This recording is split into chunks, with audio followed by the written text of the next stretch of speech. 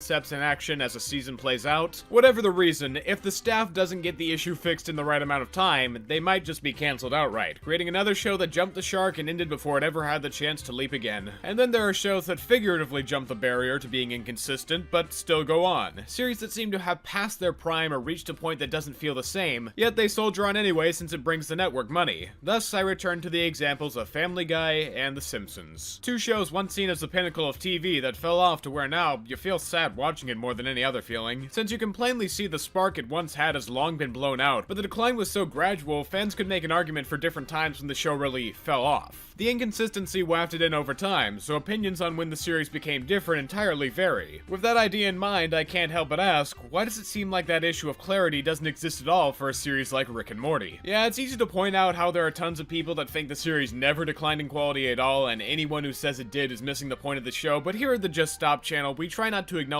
people who choose to not critically look at their media and get on other people's asses for choosing to do so. My point is, if you ask someone who used to like the series that doesn't anymore, there's usually a single answer they give for when they stopped caring. Season 3. Among former fans, that season is considered the point of no return from which their interest in Rick and Morty never recovered. And so with this overly long analysis, I want to try and get to why. What makes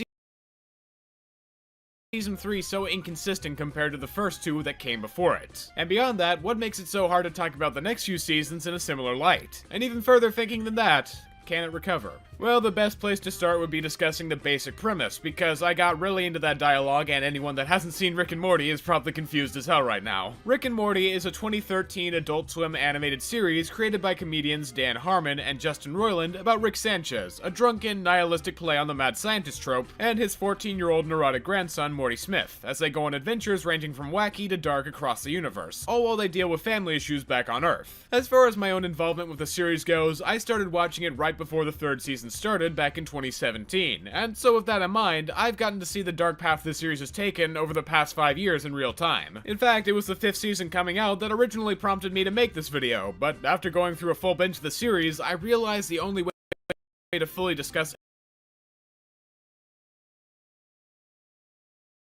everything I wanted to would be by going over as much as possible, so here we are. Each section of this video is going to be divided by seasons and more in-depthly arranged based on the core of what I think made each of those seasons work or not work. And yes, I will be going into some explicit detail, so spoilers for each season as they come, if you didn't know already. With that said, let's return to basics with We're the only friends we've got, Morty. It's just Rick and Morty. Season 1. For this set of episodes in particular, I think the best way to describe and categorize its different working pieces is by interpreting it in terms of character dynamics, and above all others this season, the most important relationship has to be that of the main duo themselves. Put in basic terms, Rick is the leader. He's more familiar with alien land and technology, has been around long enough to expect danger, and he holds all the power in where the two go with his portal gun and flying car. Morty, by extension, follows Rick and acts as a sort of sidekick, tagging along because he likes to help Rick and see the universe. That or he's just dragged along. Whatever the case, it's best to establish that this relationship isn't formed out of an inherent need for a power dynamic where Rick is on top all the time, but instead one of necessity so Morty doesn't end up in a situation he can't handle. This idea gets exemplified in episode 105, where Morty is given the reins of an adventure and in trying to go with the flow ends up being assaulted by a jellybean man. Throughout the episode, you can see Rick encouraging Morty to end the adventure because he thinks what they're doing is dumb, pointless, etc. And by the time we get to the moment where Morty's put in a situation he can't handle physically or mentally from being unprepared, Rick's attitude about exploring starts making more sense. In the first few adventures of the season, Rick is constantly on edge and insists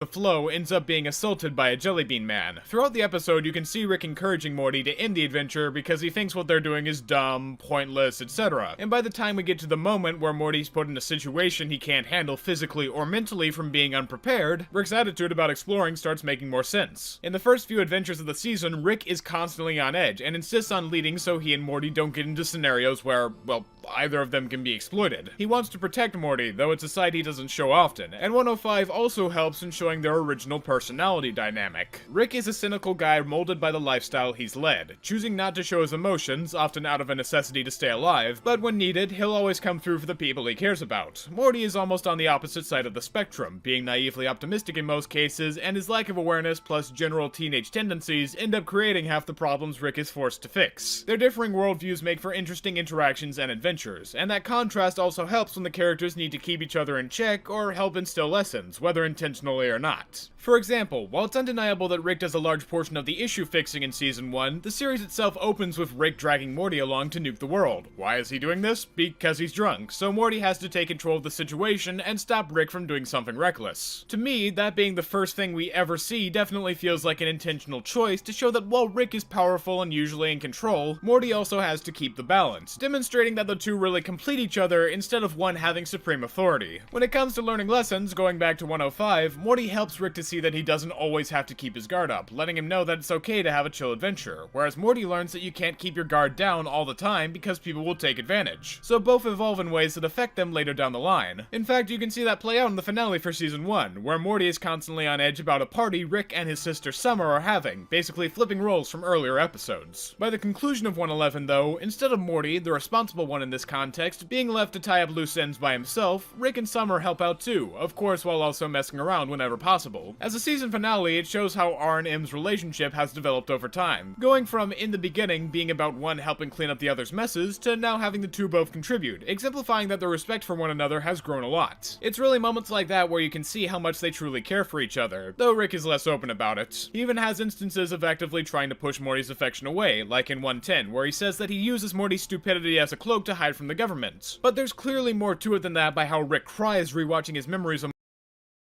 Morty later in that same episode. Also, speaking on 105 for a last time, after Morty is shaken up by the assault, Rick actively tries to go along with his adventure and get everything done the way Morty wants to, killing the molester in the process. You can't help but love seeing those kind of subtle nods to both Rick's character and the two's overall relationship, since it shows there's more complexity than meets the eye. And the same can be said about Rick's dynamics to the rest of the family. First, looking at Summer, Morty's sister, Rick has probably the most active relationship with her in the series, though even then it isn't huge. His most relevant interaction with her comes in 109, in which Rick goes up against the Devil, who runs a cursed item shop that Summer works at. Besides giving us some insight into Rick's life when Morty isn't in it, actually being pretty sad and lonely, him deciding to help Summer get payback after being betrayed, despite how she treated him in the episode, showed his willingness to forgive and help family, as they're the main reason for him sticking around to begin with. When it comes to Rick's relationship with his daughter Beth and her husband Jerry, you kinda have to put the two as a singular unit, since most of the plots around them have to do with their dysfunctional marriage. In relation to Rick, Beth is someone he holds dear and tries to be nice to, despite having left her so long ago, and while Rick doesn't really like Jerry in any way or even respect his intelligence, he also doesn't try to mess with his or Beth's relationship, since that isn't his problem to worry about. Past their interactions to Rick, Beth and Jerry provide most of the B stories for the first season, Jerry's main lessons coming down to sticking up for himself, acknowledging when he's wrong, and believing in his own skills, while Beth faces issues surrounding finding her place in the world and wondering if her current family life is all she wants to accomplish. They provide an interesting human appeal to any given episode on a regular basis, and keeps the series as a whole way more grounded in family drama when Rick and Morty's sci-fi adventures with realistic elements aren't enough. And that actually segues me pretty well into discussing Season 1's last important dynamic, the relationship between Rick as an entity and the greater confines of the universe. Most of his grander past is left up to mystery starting out, but we can glean a few key details as they continually pop up in adventures. For one, Rick is a massive nuisance to everyone in the universe no matter where he is. The guy doesn't follow intergalactic law or really give a shit about it in any way, so there's more than one occasion where he's chased by the galactic government, which ironically led to several thousand versions of him making their own government that Rick doesn't want to be a part of. And for that conflict to be interesting on an episode-to-episode basis, Rick needs to be smart, but by no means invincible. Most of the time, his only weapon is a ray gun or some other miscellaneous sci-fi gadget within reasonability. He can get himself out of bad situations through creative thinking most of the time, like in 104, which has him escape a ship by using its functions to his advantage, but on other occasions, the guy can just straight up make massive mistakes and have to deal with it. I can't think of a better example to explain what I mean than episode 106, Rick Potion number 9, where Rick miscalculates how effective a love hormone will be, so he tries to undo it using various other sets of hormones, only leading to the whole world becoming Cronenberg monsters. To fix this mistake, Rick's only other option is to take Morty and go to a dimension where the crisis was averted, and that universe's version of them died right after. As such a shocking twist, it acts as probably the season's darkest moment, not only because the event has a long-lasting effect on Morty's mental state, changing his view on life in general and evolving his character as the season goes on, but Rick, during everything, has a look of pure boredom. them. How many times has he had to do this? What number of mistakes may have led Rick to do this kind of action so many times it becomes normal and mundane? There's a sort of horror element in what's left implied there, and I appreciate these kinds of episodes a lot since they show not only that Rick is a human who can make big mistakes, but also that Morty isn't always going to be unfazed by what goes on. Makes the continuity a lot stronger. As mentioned, the season also takes time to show how being with his family but still feeling distant might be affecting Rick's character, as he's shown to be in a lot of pain. With that being said, I think I've covered everything important that made season 1 as special as it was. I mean, other than the basic aspects of comedy and sci-fi creativity, but those sort of go without saying. So, moving on to season 2, let's talk about it in a section I like to call Grass tastes bad.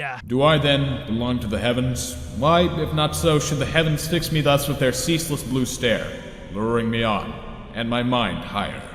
Or season 2 continuing what worked before. Rick and Morty's second season does what any follow-up to a beloved first should do, in that the crew took what worked so well originally and amplified that while minimizing previous issues. Everything is improved upon and expanded naturally here, and like the first, there are a few bits I believe were done especially well. Since it was hinted in the season finale before it, the adventures in S2 deal much more with how depressing of a person Rick truly is. Episode 203 in particular reveals to us that there are indeed people Rick cares about in the universe who aren't on Earth, including a hive mind being known as Unity. But the reason we never get to see these people is because Rick either actively pushes them away or influences them negatively, leading to them leaving time and time again. In 203, when Rick gets back together with Unity for a while, he completely messes up the functioning system she's been using so they can have a good time, eventually becoming so exhausting that Unity needs to leave, lest she get completely destroyed trying to please Rick. It isn't because Rick is malicious or trying to hurt her, but he hasn't evolved as a person since the last time they saw each other,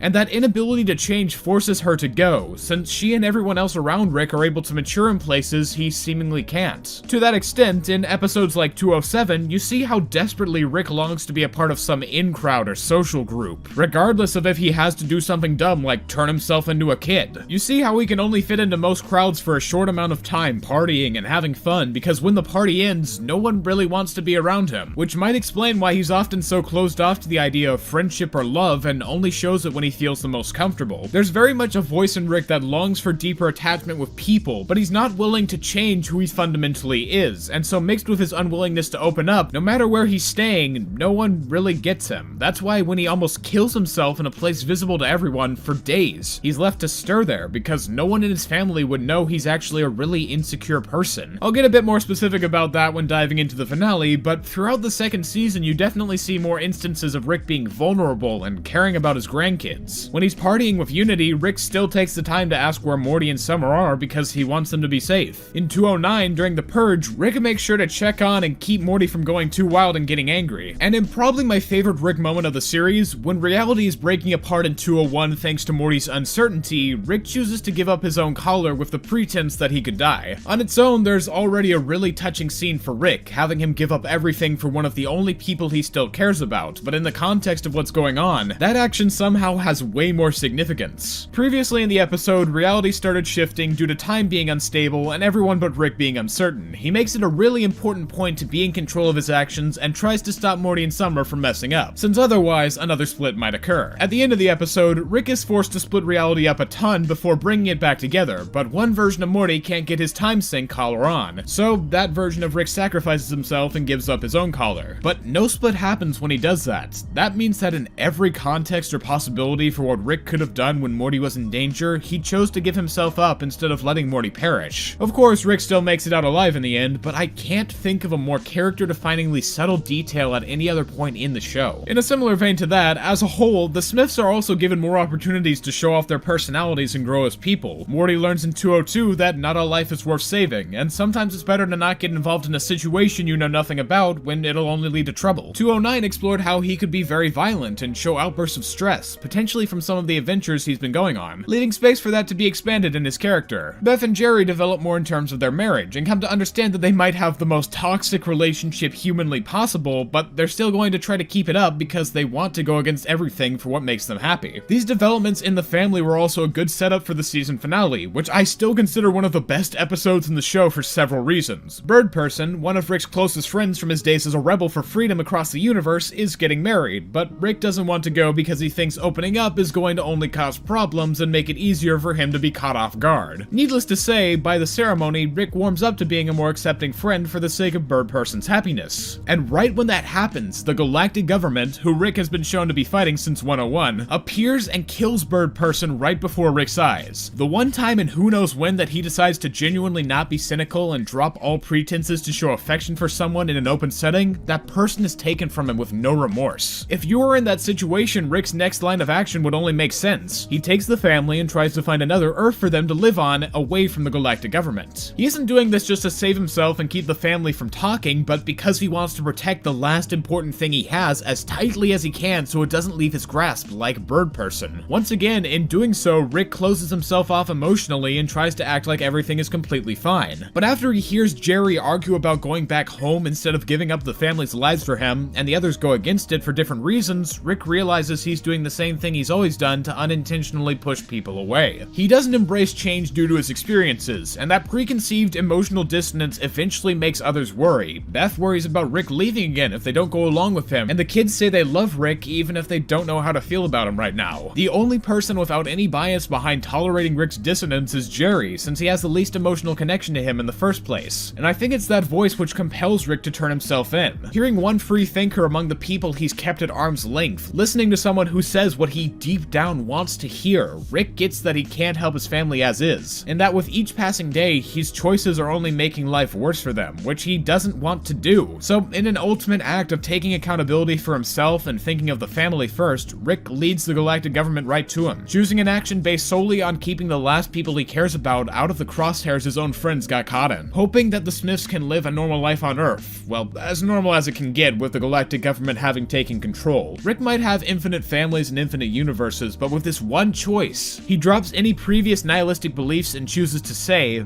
this family, in this universe, is important to me, and I would die for them. I find that ending epic and complex for not only the character, but the audience watching. Rick goes back and forth on what to do, but ultimately chooses the most logical step in his mind, whether it's the right decision or not. A threat that was previously in the background has gotten to a point where it's directly affecting the story, environments of the characters, and so on, and it leaves plenty of room for what Rick will do next, how he and the Smiths will go further as characters, and what the next evolution will be for them as people and a family. To be honest, I don't think you could ask for a better season closer, so now all that needs to happen is for Season 3 to land that plane as it enters the shuttle.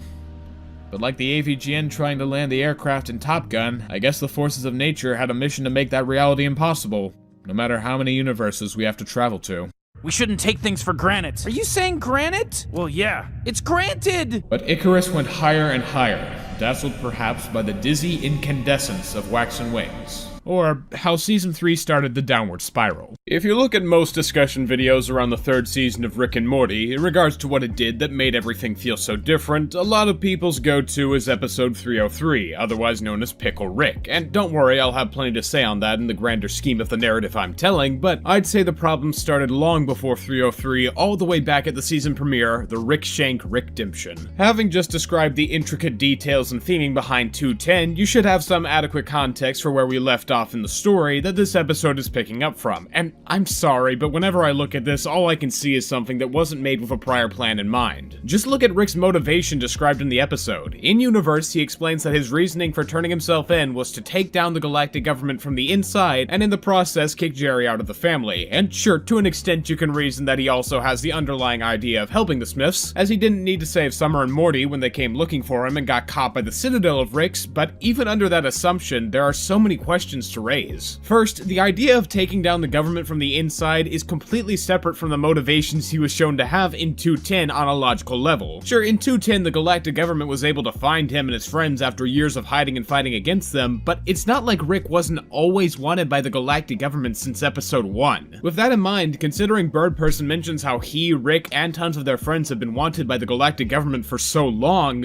why didn't Rick go through the whole process of turning himself in way earlier? I mean, when Rick says says why he wanted to get rid of Jerry, which I'll get into later. What was it he said? "We've got adventures to go on, Morty, just you and me, and sometimes your sister and sometimes your mom, but never your dad. You wanna know why, Morty? Because he crossed me." Considering that quote comes from the series premiere, I should ask, why didn't Rick destroy the galactic government a long time ago so they'd get off his back end? I don't know. Bird Person and several of his implied friends wouldn't have died and spent so long having the potential to die while fighting them? Rick takes down the government like it's just another day, and he accomplishes it swiftly in a single episode, so how come he didn't do it earlier with just how many times they crossed him? It's been stated that Rick and the government don't mix because he values freedom above everything else and dislikes being controlled, so why would he ever leave himself in a position where a big power he could easily topple might find a way to take away his freedom and, I must reiterate, kill his closest friends? If I didn't know better with that kind of explanation for his actions, I'd have to assume Rick is a complete dumbass. That's not the only plot hole for this episode either. Considering the original implications of Rick turning himself in was so the Smiths could have a normal life away from him and the people after his head, to the point he basically says as much in 210, why would he then spend the next episode actively getting out of that same prison? You can make an argument for why you think Rick does care about his grandkids. Again, he had no obligation to save them, but him just up and leaving while trying to destroy the government sounds like it would have some serious consequences on the family if they weren't just outright killed. His actions in this episode actively destroy what his character arc was coming to at the end of season 2, because he's not taking responsibility for anything, and instead going off on this plan that seems to completely disregard what could happen to his family because of it. That was the whole reason for the climax of the second season! Rick understanding that his reckless actions have a negative impact on his family, and that nothing good can come from him getting them harmed while running from the consequences of his actions. It was about him taking accountability for his choices and not pushing it onto the people he loves when it could destroy them. Now it doesn't even fucking matter, and that whole arc of change we saw Rick go through in previous episodes leading up to 210 has been chucked out the window, never to be seen again. How am I supposed to feel about such a blatant character shift that completely disregards everything that came before it? They took a naturally progressing character and pretty much regressed him back to where he was before. And obviously at the end of 210 there was still plenty of room for growth in Rick's character and everyone around him, because while him turning himself in does keep the Smiths away from trouble, they're still left miserable because Rick is running away from his issues instead of confronting them, choosing to push his family away once again, though this time under the pretense of wanting them to be safe. There are so many complexities woven into the end of season 2 and so much opportunity for what they could do with it after. You can see these setups for flaws in Rick's person that could have been deconstructed by external characters like Morty to help him grow even further, just like the two have helped each other grow in older episodes. But the writers for season 3 up and abandoned it for this epic story of Rick taking down the galactic government and Citadel of Ricks, as if any context beforehand doesn't matter and all we want to see is Rick turning into the Terminator. The whole thing reeks of fear and cowardice. So many big changes occurred in 210 to shake up the series and potentially have an arc of the characters developing and trying to get Rick out of jail or something. But we linger on the changes so little that we never even see what life in prison is like for Rick before he's already broken out. The writing doesn't allow for us to slow down at all, since it's so focused on returning to the status quo at any cost. They want that conclusion so bad that by the end of the episode, the galactic government has completely left Earth since Rick was able to seamlessly topple their entire federation in a matter of hours on his own. We get a small glimpse into what life under them is like for Earth and the Smiths, but once again, that time spent is so short that we can't have an adequate view of what the galactic government is truly like, and why Rick might even want to go against them. It infuriates me to no end that the writers go so hard taking away the opportunity for character growth, resolution of arcs, more permanent changes, etc. Also, they can reach a predetermined goal where everything is back to the way it was before, except now Beth and Jerry are getting a divorce. Man, it's like the theme of Rick's actions building up and coming to bite him in the end never existed at all, since the writers don't want to have to deal with it. Man, isn't that ironic? I will say that Beth and Jerry splitting up is probably one of the only things this season opener does right, at least in concept. I kinda dislike how Rick basically splits them up himself when previously he made it clear that he didn't want to interfere with their marriage, even attempting to help it in the past by setting them up with couples therapy. Plus, it seemed like Jerry's words were part of what originally made Rick want to give himself up, agreeing with his sentiment. But then again, the motivations are all topsy-turvy for plot convenience anyway, so, you know, what the fuck ever. The concept still works on a basic level since it does shake up the status quo in some way that can make for interesting execution later in the season. Though it's gonna crash and burn, but you're gonna have to wait for that. Morty and Summer also had an interesting dynamic in that Morty believes Rick is someone Summer shouldn't idolize thanks to all the antics the two of them get into together. And while Morty mostly acts the way he does towards Summer in the episode for that reason, I'd also argue that 301 was the beginning of Morty's inconsistent downward spiral into either being a regular teen like he was in earlier seasons, or more often than not, starting from this episode, a complete cynical asshole. It's another topic for later, but I just brought it up to mention that in this episode, Morty shoots Rick thinking he's actually killed him with no remorse because Rick called Morty stupid, and though Rick thought ahead to have a standoff, the fact that Morty still performed this action as he did is a complete betrayal of what his character was like up to that point. And I think it serves as the best starting place for asshole Morty. Needless to say, 301 was truly the start of Rick and Morty's fall into inconsistency, by being one of the most logically hard to follow and world-breaking occurrences in the entire series. Basically creating a black hole for continuity, character, and everything else we liked about the past two seasons in service of the writers doing what they want when they want with nothing in their way. And I haven't even talked about the most inconsistent element this episode introduced in a way that would irreparably damage the rest of the series until its removal. That's right, if you've watched Rick and Morty for the past 4 years, you know it. You probably fucking hate it because I sure as hell know I do. The ultimate writing inconsistency of all Rick and Morty time, 100 years of Rick and Morty over and over again, www.rickandmortyfailures.com. Season 3, Episode 1 of Rick and Morty introduced the concept of Rick being the smartest man in the universe. He's more like a demon or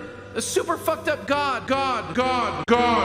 To give a brief summary before entering this bullshit, the concept I'm referring to is pretty self-explanatory. Though some casual viewers might not remember if it was like this from the beginning or not, it is pinpointedly provable that characters outside of Rick himself I'm not the nicest guy in the universe, because I'm the smartest. began calling him the smartest person in the universe The smartest mammal in the galaxy. during the Season 3 premiere and no sooner. And it is the most bullshit thing to ever come out of the Season 3 writing room. First, looking at it from a purely logical perspective in the context of the last two seasons, something I'm sure the writers who came up with this idea didn't take the time to do, it already makes no sense. Going back to 106, Rick Potion number 9, he makes a mistake in causing everyone to lust after Morty like rodents in heat. Then, to try to compensate for that, he uses mantis DNA, since by his logic, mantises have bad mating habits, but that just leads to horny mantis people. So he tries to fix that, and then Rick and Morty's universe is completely full of Cronenberg versions of everyone. Tell me, do you think the smartest man in the universe will be able to make such a basic mistake as mixing up scientific ideas with logical fallacies that don't work when thought of on a deeper level? How about 103, in which he had a guy dying of various diseases? Shouldn't the smartest man in the universe have a failsafe for dealing with something so easily foreseeable? Oh, and we can't forget about 206. Oh my god, 206, the Ricks Must Be Crazy, annihilates the concept of Rick being smarter than anyone else by its very inception. To not take up too much time explaining it, Rick has to go in his car battery when it stops working, which he's made a small universe inside of to operate machines that give him most of the power. But another scientist in that self-contained world has actually made his own battery of the same idea, and they go inside that box and find yet another guy attempting to do the same. The point is, by making a self-contained world in a box where society can thrive, eventually Rick is faced with minds that develop to be just as intelligent as him, with the ability to think on a similar brainwave despite their universe being made to do nothing more than power his car. When the other scientist discovers his purpose to Rick, the two of them have a sort of mental dick measuring contest in which Rick only wins by a hair in basic hand-to-hand combat. As a whole, it shows that man will always have a way of recreating different versions of more convenient processes, and if we think only people like us can do it, we're in for a shocking surprise. There's also some great dark comedy of being forcibly trapped into an endless cycle of labor or dying, but the bit to focus on here is that Rick met people who were just as smart as he was. That's the point of that particular episode. I guess we might as well count it as non-canon though, since that's the only way this episode can work on a canonical level.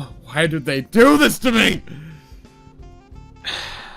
As is shown starting from 301, Rick's power level throughout the series also becomes jacked beyond belief to basically make a majority of conflicts feel meaningless, and since Rick now has this massive power boost, I'm gonna let you know why, again, this doesn't work. In 107, Rick and Summer get captured by a group of intelligent alien women and are nearly killed by a boulder. He doesn't have any major restraints besides basic handcuffs, so using any of the God Mode gadgets he had in Season 3 would probably help him out here. How about that time he tries to fight some crab monsters in 110 with nothing but his bare fists? Remember in episode 206 when he got stranded with no technology and had to use whatever was around him to get by? Damn, sure could be using some of those cybernetic fucking RoboCop implants he got right about now. And we mustn't overlook that time Rick literally got ambushed and overpowered by a teenage girl that stole his gun. I guess he was just going easy on her. And did you think the inconsistency of this power-up was only constrained to the seasons prior to when it was implemented? No, because that would make too much sense and show that the writers can keep some semblance of a relative narrative. Really, what grinds my gears more than anything about the massive power-up Rick receives is that the implementation of it fluctuates to only appear when the writers think it'll be more or less convenient for the story. We already saw that in 301, he completely destroyed the galactic government and took down the Citadel entirely by himself with almost no help, all in a single episode when previously they were both seen as major threats. But then in 302, he had a hard time getting a glowing rock from some Mad Max fuckers with only basic weapons on hand. If you thought a one episode delay of power scaling wasn't enough, in 303, Rick is able to turn himself into a pickle, then finding a way to make a full suit of body armor out of wrap parts with an endless supply of ammo, yet he's also so brain dead that he can't do something as basic as not having the serum to turn him back precariously placed over him with a Rube Goldberg machine anyone would notice. In 304, he's got an epidermis barrier, which, as the name implies, seems to activate when his skin is touched, yet in 305, he never uses it when being ambushed. In 306, we don't even get to see the situation he and Morty are in, but he says he had no control over it whatsoever, seemingly completely contrasting the confidence and self-assuredness he had in 301. In 308, Rick is shown to make basic grammar mistakes any 12-year-old wouldn't, which he then deletes from Morty's memory. But it doesn't make sense that the smartest man in the universe wouldn't know something so rudimentary. For a few more callbacks to earlier seasons, because if I did that with every episode I mentioned, we'd be here all day, in 309 when he loses an arm to some human birds, Rick has a robot arm ready to cauterize the wound and fix it for him, whereas in 209 he had to limp around for a while after being shot since he had no way of fixing it. Finally, in 310, Rick seems to get the epidermis barrier back, plus he now has an ability that literally kills people simply by touching him. Like yeah, Rick has the powers of a fucking god sometimes, and as I just showed, it's inconsistent as hell for the writer's benefit and pretty much no one else's. And yet, why does it also feel like the writers, who seem so intentional about their disregard for the continuity and structure of the past seasons, also want to deconstruct what the series itself is and stands for? What I mean by that is that S3 in particular seems to want to be the season where everyone thinks, wow, they just blew my mind with that explanation, when in reality, the best way to get people's minds blown is by conveying that explanation without needing to explain it. Believe it or not, people will feel way more intrigue for a character that has some level of complexity to them that isn't outright stated for what it is. Rick, for example, is a being with very little regard for most of the people around him. He's indifferent to the universe as it relates to him, and in many instances, he will run from his problems instead of facing them, hiding behind his scientific pursuits and petty desires to cover up for the fact that he's actually a really lonely person in that infinite space he says he's so indifferent to. The cracks are shown throughout the first two seasons and how he tries to reject Morty's importance to him, yet is willing to die for him on multiple occasions when Morty can't see that weakness. When Unity leaves him, Rick tries to end his own life and all other versions of him, since he feels like one of the small pieces of his humanity and care for the universe has slipped through his fingers and can't be given back. That's all shit the audience can understand without explicitly being told, because the visual representation and implied dialogue make up for it and vince them while leaving room for interpretation.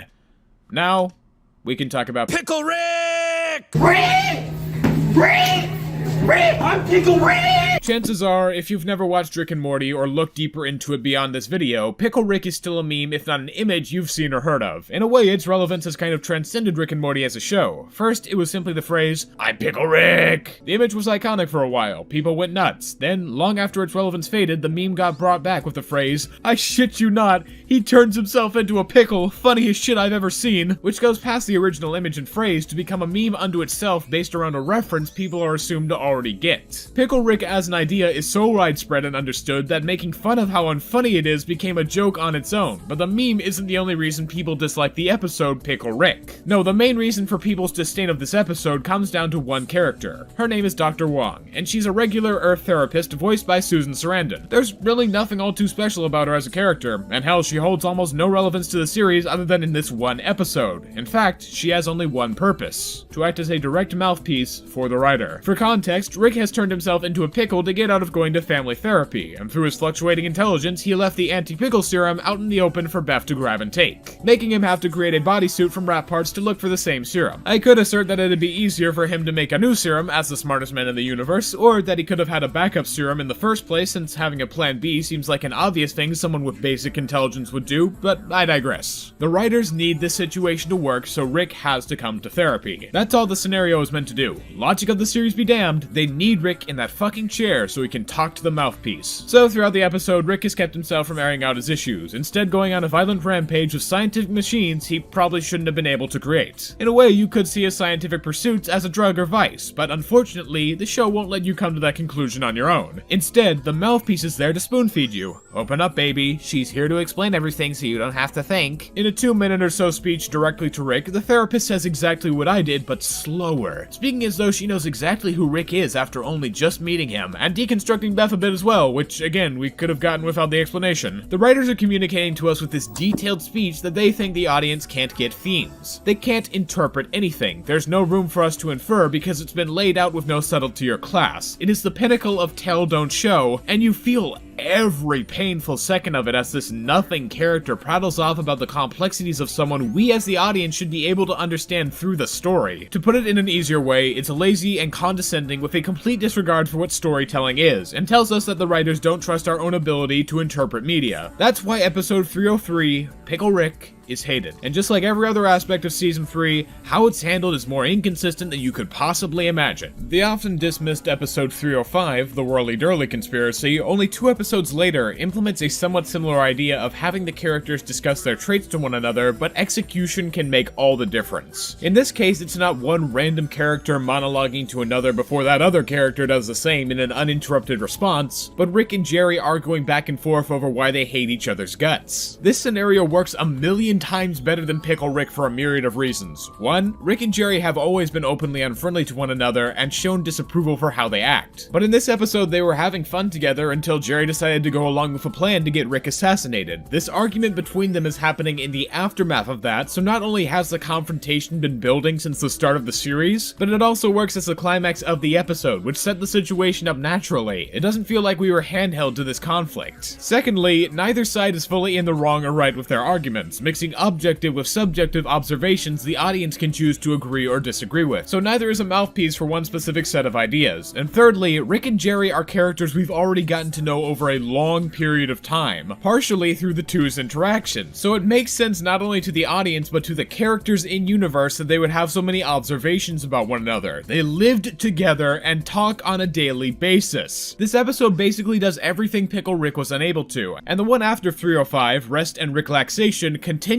that theme, though to a lesser extent. Basically, Rick and Morty are stressed out and go to an intergalactic spa to release their toxins, which manifest into their own personalities that subsequently come after the versions who've removed all the traits they saw as negative. For the most part, it plays out about as you'd expect, with the detoxified selves eventually deciding that the toxic parts make up who they are just as much as the traits they like and fusing back. But one interesting detail about Rick's toxic self is that he actually cares a lot for Morty. Like, as opposed to the regular Rick, while this version is a raging narcissist and yells out every thought, he's willing to openly show affection for toxic Morty when he could die, in turn showing that Rick sees his love for Morty as a toxic crutch, which says a lot about him without needing to say anything. Though I obviously think that it goes against the characterization from previous seasons. It's probably the first subtle thing Season 3 ever did, but then you look at how they handled Jerry and Beth's divorce, and that toast during bath time starts sounding more and more like a good idea. Like I said at the beginning of this section, Jerry and Beth getting a divorce was the only really substantive change we got from the premiere, and in 302 the concept was explored in an interesting way by showing how the kids chose to deal with their feelings, though Summer's actions felt way more unclear in terms of how it related to her parents. Looking at how the rest of the season uses the concept is difficult though, because it's almost non-existent. Now I fully understand that focusing a full season of Rick and Morty around Jerry and Beth's divorce sounds dumb, and I'm not saying that's how the season should have gone, but having even one more episode fully about how it's affecting the family could have really shown how this season does still carry consequences over from earlier entire episodes. I guess that's kind of futile though, and they get back together in like 5 minutes at the end of season 3. Yeah, it's not even the main focus of that episode, instead mostly being about Rick trying to get a selfie for Morty from the president. Like, with one more episode, you could have at least shown how Beth and Jerry started realizing they had feelings for one another, or hell, just sprinkle interactions throughout the season to build it up off-screen and not make it seem like as much of an ass-pull. But they couldn't do that, could they? Why does it always feel like after the writers implement a big episode with major changes, they can't follow it up with something they planned? Do they not know that when you write a twist or change, you should have some plan behind it so the hype about what'll happen next doesn't burn out just as quickly? At best, the season finale has narrative consistency with the season premiere, and that seemingly major changes get undermined in a short amount of time and make it feel like the family's never gonna have a positive change based on past experiences. Because fuck development! Fuck having characters face the consequences of their actions. Fuck following up on a story element you introduced. Who even gives a shit? Oh, I better be careful. If I keep acting this negative, I might start giving off the same energy as season 3. If you're confused by my wording, all it takes is back-to-back comparing a season 1 episode with a season 3 episode. Back in the day, almost no one but Rick was really all that cynical, and even in Rick's case, he could still get pretty serious or jokey without coming off as sarcastic. Then you look at an episode from season 3 and it's like,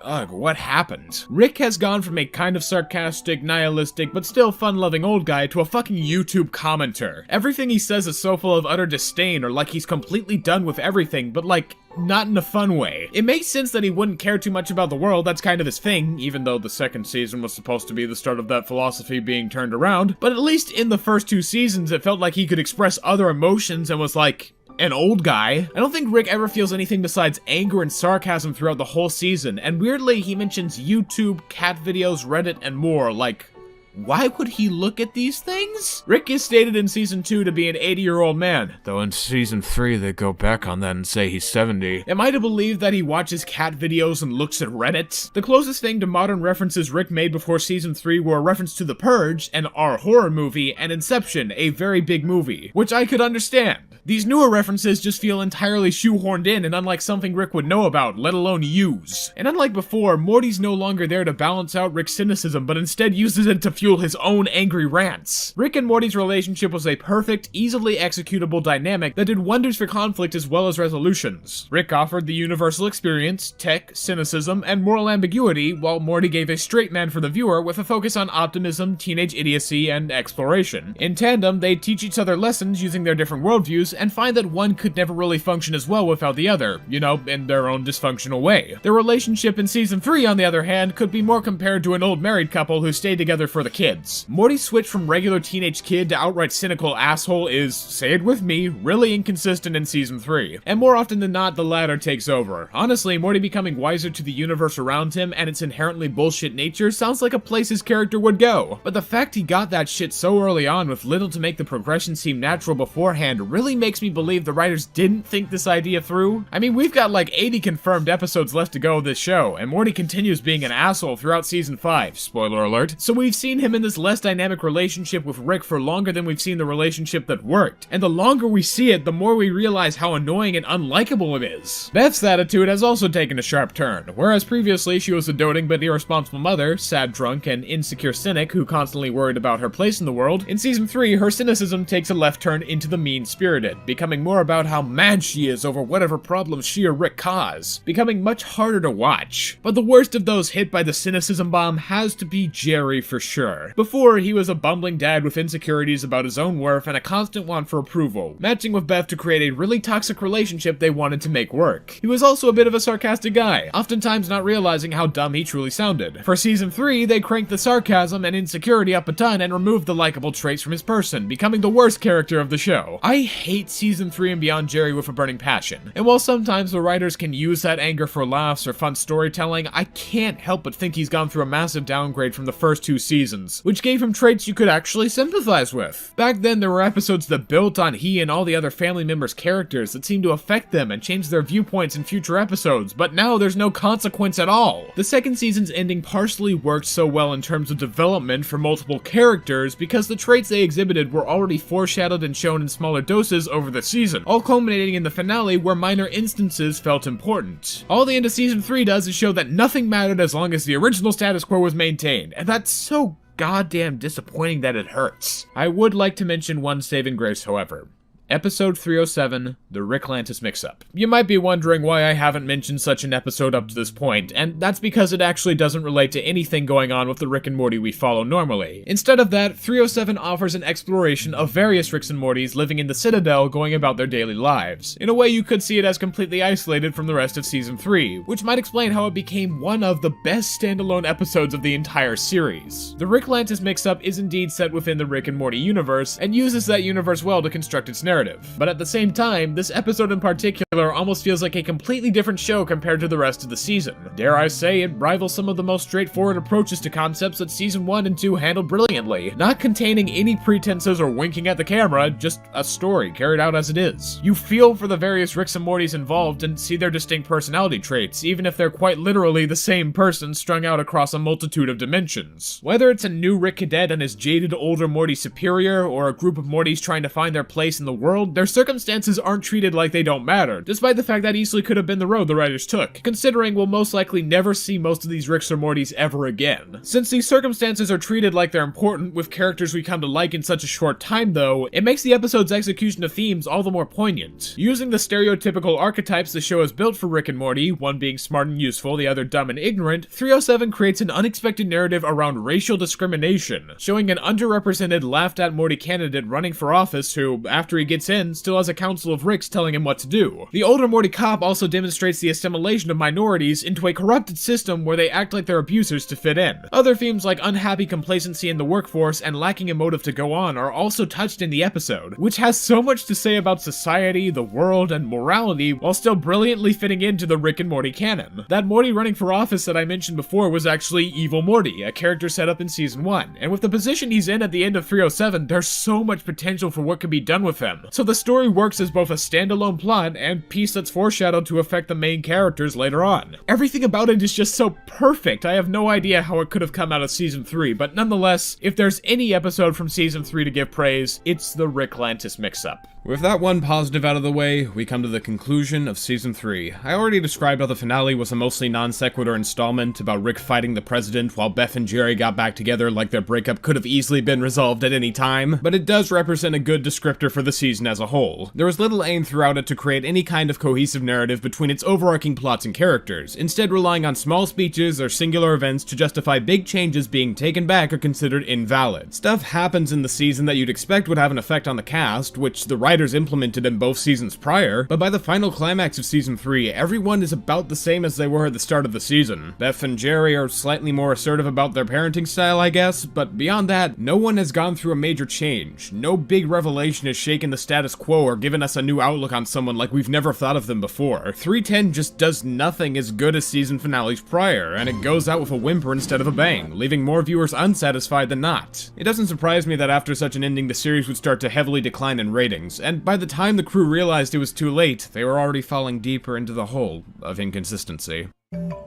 Hello? I'm that Supreme Court lady, and you fucking did it! Or do I then belong after all to the Earth? Why, if not so, should the Earth show such swiftness to encompass my fall? Or denying the fall to irrelevance? Season 4 continues with the legacy Season 3 left behind by having there be one meaningful change at the start of the season, in this case being that Rick now has to ask Morty before going on adventures together, but unfortunately we never see this same course of action take place over the rest of the season, so what was even the goddamn point? And I'm only getting started with the train wreck that 401 is. For example, did you maybe think the stakes in Season 3 were too high? Because that's exactly what I thought. Rick and Morty are in too much danger when all Rick has to protect himself is an inconsistent epidermis shield, instant death touch, and the ability to make death machines out of pretty much thin air. How about now we basically make him immortal? That's not hyperbole. 401 starts with Rick dying and trying to come back to life, using a machine called Operation Phoenix to regain consciousness. On its own, this sounds kinda outlandish and bullshitty, but if they established that Rick could only keep so many clones of himself, or that they were way too hard to make for him to mass produce them, that would be one thing. That kind of machine could be a one-off gag that comes back later on when shit gets real, and everyone would be like, whoa, I can't believe that was actually important, but no. That's not even close to what actually happens. Since Rick's own Operation Phoenix pod isn't active, he ends up auto-using the clones of Rick's in other dimensions instead. Reminder here, there are infinite versions of Rick in the multi-dimensional rift. Up till now, even though Season 3 had people describe Rick as a vengeful god, we could at the least pretend he had some chance of dying or getting hurt, but with this concept, Rick can die as many times as he wants. There's no urgency for if he gets hurt or killed because Rick can infinitely reincarnate himself, no problem. That means 401 has not only retroactively made every other episode before it where Rick and Morty are in danger have zero stakes, but also every episode after it will go by the same standard. And you wanna know what's even funnier? The episode also implied that Rick had a completely different method of being brought back to life if Operation Phoenix didn't work. So yeah, we've got no stakes here. That revelation seems to have also made the cynicism even more prolific than it ever was before. Morty being the one to get Rick killed with little regard for him, not even trying to bring him back in service of going after Jessica as love interest. Beyond characters, the entire narrative around the series is plagued by cynicism too. These writers have quit any pretenses and are straight shooting their hatred for the world directly into our veins and complaining about wanting to go back to episodic storytelling since it was so much better. Like, cool, you can do episodic storytelling. Just because you had one episode relating to an ongoing story that happened to be one of your best yet doesn't mean that it has to be your whole deal. No one is asking for that of you. But that won't stop Season 4 from continuing to go on and on about continuity and episodic versus linear storytelling. As mentioned, 401 has Rick, and by extension the audience, told not to look into anything going on or make meta humor, but just have fun for the sake of it. 404 has a subplot about Jerry going on a miscellaneous adventure with a talking cat, where the whole point is that he shouldn't ask questions and instead enjoy the ride, since finding out what the reason is only makes him miserable. Did I ever mention how subtle post-season 2 Rick and Morty writers are? I wanted to make sure you understood that, since it's really integral to get the intricacies of the later seasons. 406 relies on the premise of showing any potential follow-up episodes to previous stories and shitting on continuity. Gee, do you think maybe the writers have some hang-ups about the Rick Lantis mix-up being so beloved? 407 also had a line where Rick straight up says he doesn't care about continuity and it's dumb. And after all that, you might think the season is saying that it doesn't want to do any continuations from previous stories, and for the most part it does, but then you look at the season finale and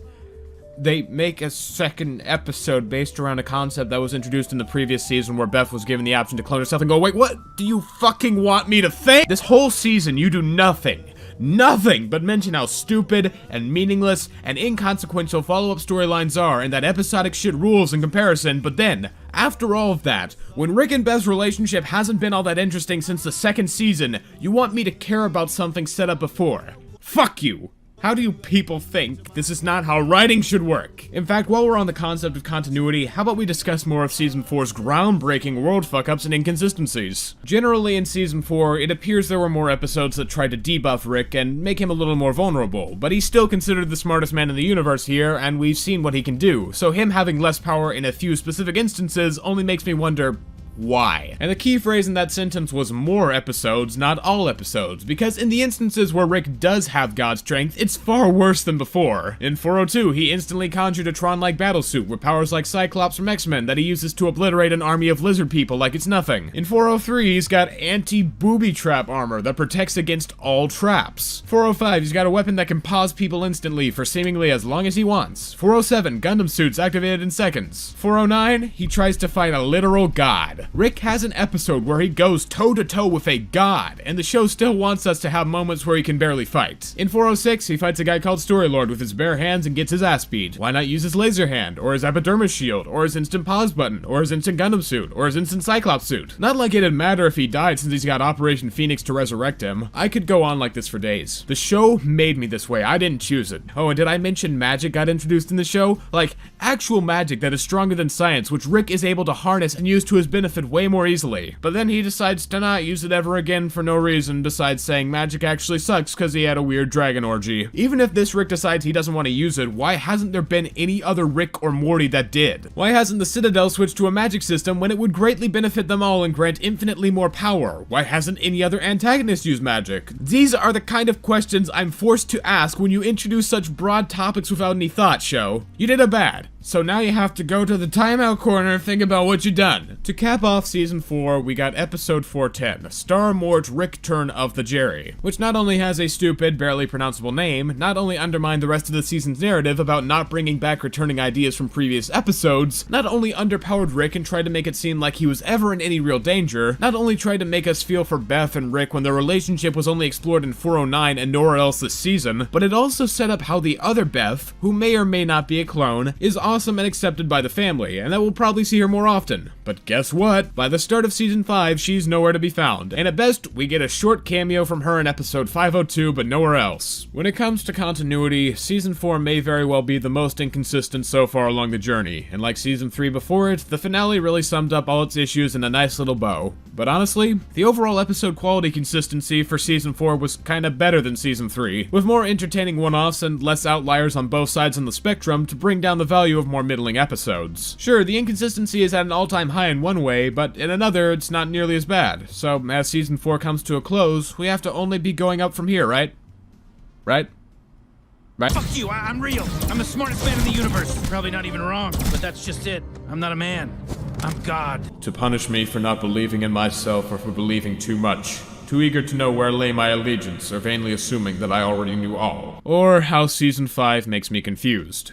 And thus, we've returned to the most recent incarnation as of the scripting of this video, which is a weird way of saying that we've gotten to season 5. The one everyone has opinions about, whether positive or negative. So what did I think? Well, first things first, a majority of episodes this season felt really out of character, and that's taking into consideration the cast's current iterations, or boring and not worth watching at all, which is something I never thought I'd say about Rick and Morty, but here we are. When it comes to 501 through 503, I don't have much to say. They're pretty fun episodes for the most part, and Morty finally getting a relatable moment in 3 seasons through his on-screen relationship with Planetina, a Captain Planet ripoff he fell in love with quickly, felt great about being with at first, but then came to realize was toxic and not good for him, really made me feel for his character, and I quite liked it. But on the other hand, the same episode's B-plot had Rick unironically and entirely willingly falling for a woman because of her arm tits, like he genuinely thought she was in love with him when clearly she wasn't, and the fact Rick doesn't catch on until she flat out tells him is so out of character that it hurts and automatically brings the episode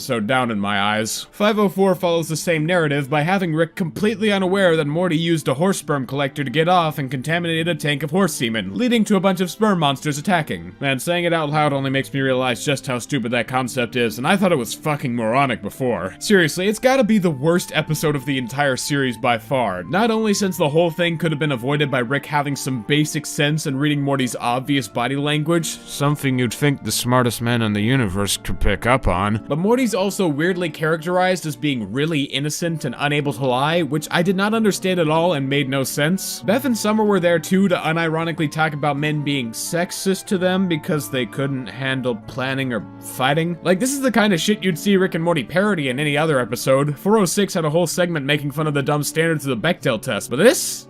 It's just bad.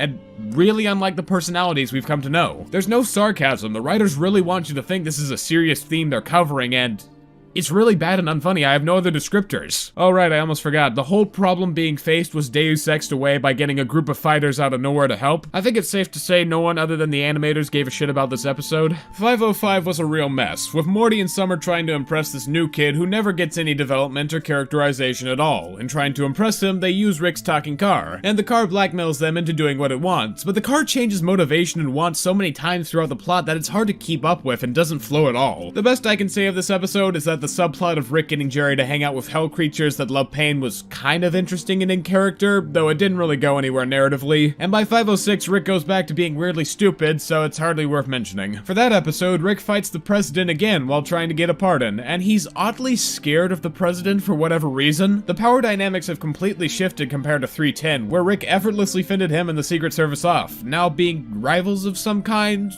So, is the president like the second smartest man in the universe, or I don't know, there's another Deus Ex ending like 504 with another group of fighters we weren't aware of until that point. Don't know why that's so weirdly similar 2 episodes apart, but yeah, it doesn't matter. 507, which has to have the stupidest, most hard to pronounce name of the whole series, features Rick wanting to get Voltron robots, and then when he gets them, he wants to make even bigger robots, and bigger than that, and then, yeah, beyond that, he has pretty much no motivation. Morty warns Summer and the family of this like Rick is some sort of child who does this all the time, time, but they brush him off and completely abandon him after something that isn't even his fault. The whole family is completely out of character and insufferable to watch, especially when looking earlier in the same season. Beth, weren't you, like, comforting Morty at the end of 503 when he broke up with Planetita? You're literally gonna leave him to go have fun with robots and be angry for no reason? Okay, thanks. I just don't understand this season's affinity for having everyone be completely out of character at the most random points. As stated before, Rick doesn't even seem like the same person half the time, taking a major blow to his intelligence and acting more like Morty would in a few instances for no discernible reason. And what makes me all the more frustrated about it is that when Season 5 does have good episodes, they do better at being entertaining than the best of Season 4. They're not great, but they're still better. 508 and 509 in particular did more for Rick and Morty's characters than anything in the past 6 years. What I mean by that is, in 508, Bird/Phoenix person gets screen time again, and for the first time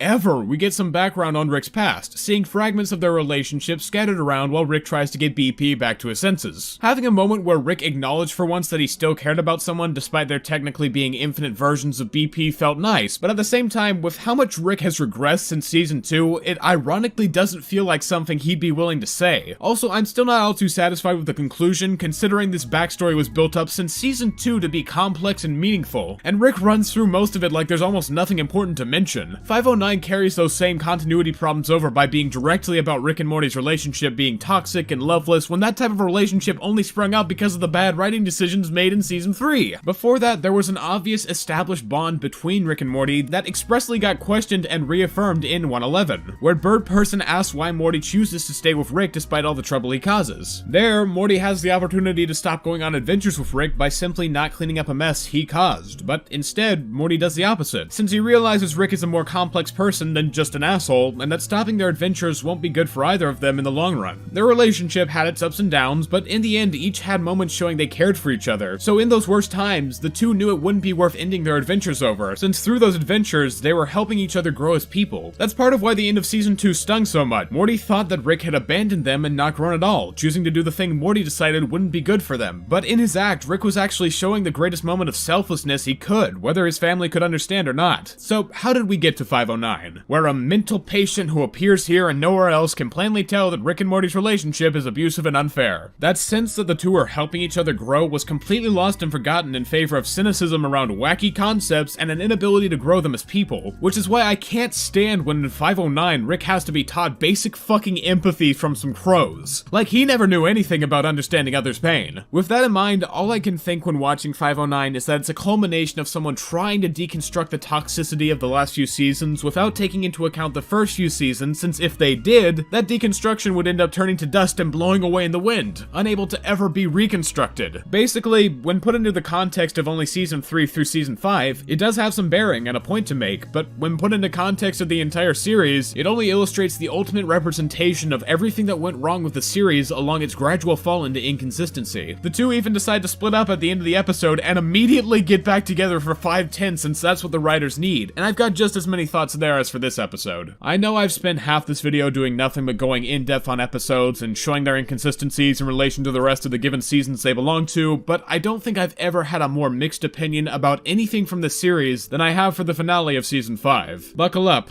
this is gonna be a wild one. To begin, the opening is really rushed, since it starts with Rick and Morty apart after coming to think their relationship is toxic, and the story the writers want to tell in this episode requires them to be together. After Rick immediately discovers his new partners have seen him as nothing but a rebound, he goes back to Morty, who was emotionally blackmailing him into coming back by making himself look older, so they have to go to the Citadel to fix it. Already there's so much to hate and be disappointed by. The ending of 509 made it clear this was a change Rick and Morty both needed to truly be happy, and yet here we are, seeing them get back together in the next episode. We barely saw what Rick's life had become before being taken out of it, and in 510, after getting back with Morty, he doesn't seem any better than he was before. So I guess the main reason for their split happening didn't make either of them better at all. Morty emotionally blackmailing Rick into coming back also appears out of character for him, and like Rick, we didn't see how Morty was affected by the rift at all since there was no time to linger on it before the status quo was returned. Both of their experiences could have held weight if we actually saw how it changed them and why being apart might feel worse than together for them, but no! It was way more important to have the sentient sperm, talking horse people, giant incest baby episode, I totally forgot. In a similar fashion, we don't get to linger on how the Citadel has changed with Evil Morty as the new president, which could have also been its own episode. Instead, right as our duo gets to the Citadel, Evil Morty out of nowhere already knows the two are there and preemptively invites them to dinner as soon as they arrive. I'd like to say the pacing gets better after that, but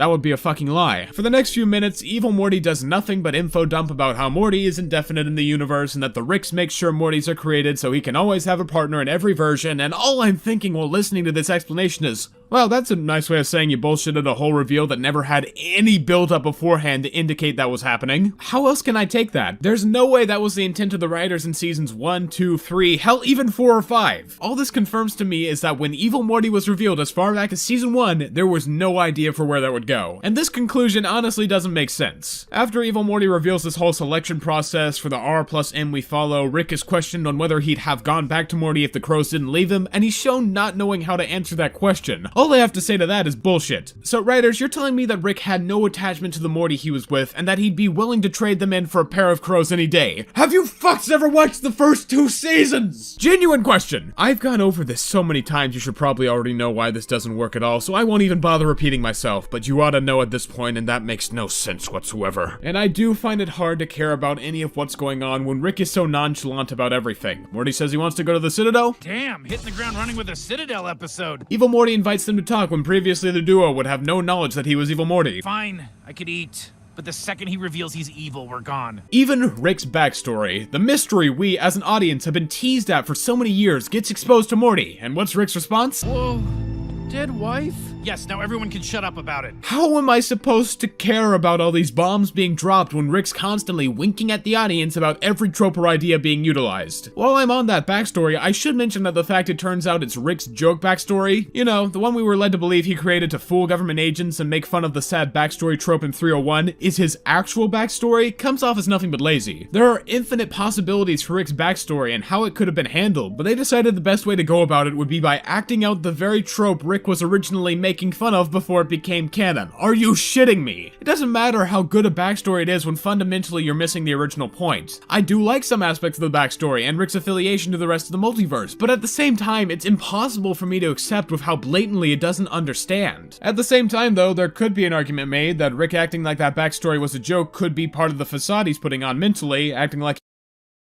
he doesn't care to hide the pain. The thing is, though, that explanation is entirely retrospective and sounds incredibly ass-pully, so I don't find it satisfactory. And Rick clearly didn't show any fucking emotions about it one way or another after Morty sees, so the theory seems all the more unlikely. And then, there's the ending.